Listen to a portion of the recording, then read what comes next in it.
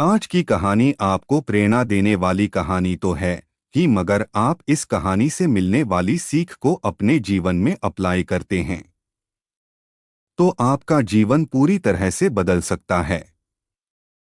तो कहानी को अंत तक जरूर देखें। एक समय की बात है। एक शादीशुदा जोड़ा था। शादी होने के कुछ सालों तक तो सब ठीक चल रहा था।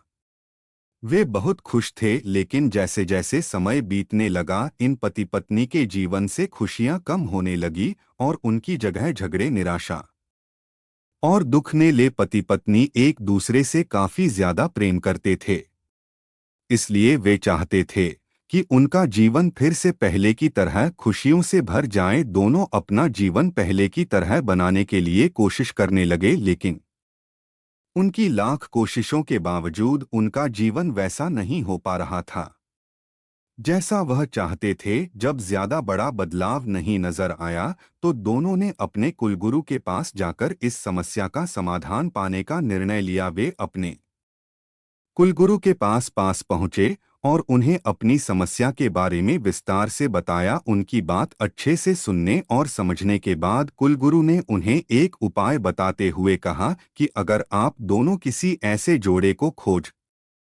लेते हो जो संपूर्ण रूप से खुश है, तो उसके कपड़े का एक टुकड़ा ले लेना। बस उसी दिन से आपका जीवन बदल जाएगा और आपको वैसा जीवन मिलेगा जैसा आप चाहते हैं।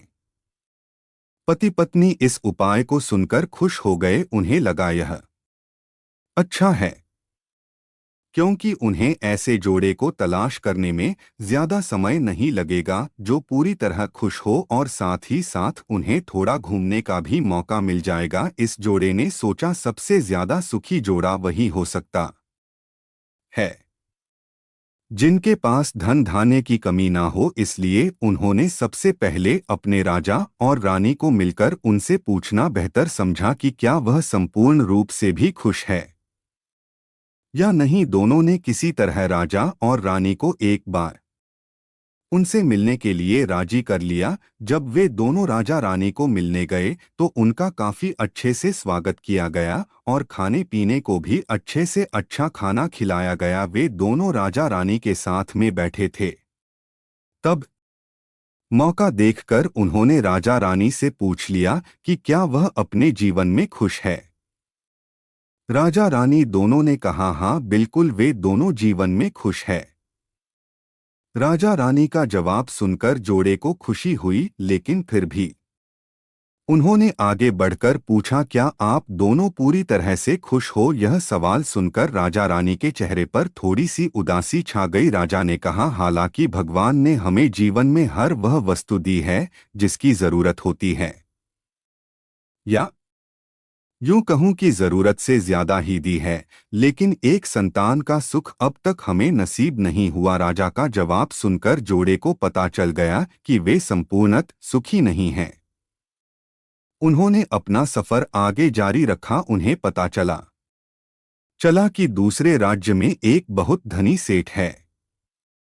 इस सेठ के पास धन दौलत के साथ साथ बाल बच्चे भी थे, इसलिए उन्होंने उनसे जाकर पता करना चाहा कि क्या वह पूर्णतः सुखी है या नहीं। उनके घर पर एक दो दिन रहने के बाद यही सवाल उनसे पूछने पर सेठ और सेठानी का कहना था कि सब कुछ होते हुए भी वह पूर्ण रूप से सुखी नहीं है, क्योंकि उनके 4-5 बच्चों को संभालने में उनका पूरा वक्त चला जाता है और उन्हें अपने जीवन में बाकी सुख भोगने के लिए समय ही नहीं बचता। पति पत्नी का जोड़ा वहां से भी निराश होकर निकला। वह अपने जान पहचान और अनजाने कई लोगों से मिले, पर अंत में उन्हें यही पता चला कि सबके जीवन में कोई ना कोई ऐसी कुछ तो कमियां हैं जिनकी वजह से वह अपने आप को पूर्णतः सुखी नहीं समझते थे। अंत में पति पत्नी एक किसान दंपति से मिले जो दोपहर में खेत में काम करने के बाद खाना खाने के लिए बैठे थे। उनके चेहरे पर जो बेफिक्री और शांति उन्होंने देखी वो पहले किसी के चेहरे में नहीं देखी थी। जोड़े को लगा कि शायद अब उनकी तलाश खत्म हो जाएगी। किसान पति पत्नी के पास जाकर दोनों ने उनसे पूछा कि क्या वह अपने जीवन में खुश हैं। किसान और उसकी पत्नी ने कहा है बिल्कुल वह खुश है। जोड़े ने किसान से अपना अगला सवाल भी किया कि क्या वह जीवन में पूर्णतः खुश है। किसान ने मुस्कुराते हुए कहा, बिल्कुल, दुखी होने के लिए उसके पास कोई कारण ही नहीं है।